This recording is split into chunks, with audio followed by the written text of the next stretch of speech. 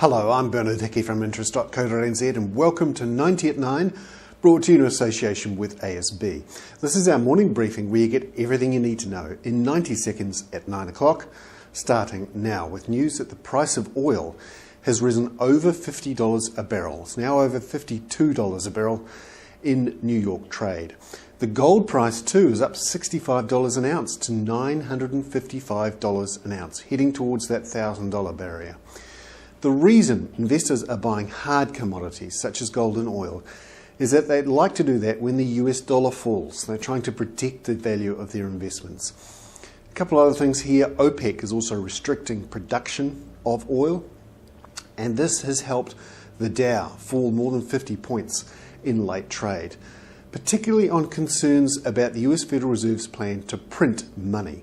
This is going to devalue the US dollar and also potentially create inflation. Now, the big news here because of this is that the New Zealand dollar has gained against the US dollar, up to 55.7 cents in early trade this morning. Meanwhile, the International Monetary Fund has cut its forecast for global economic growth this year. Instead of seeing growth of between 0.5% and a contraction of 0.5%, it's now saying we will have a contraction overall for the global economy of between 0.5% and 1%. That's the worst since the Second World War. And finally, back at home, Nuplex Industries. Remember, it's been trying to raise this money from shareholders, $110 million, through a rights issue of shares to shareholders at between 55 and 60 cents. Well, that has failed. They're now resorting to a rights issue of 7 new shares for every 1 share at 23 cents.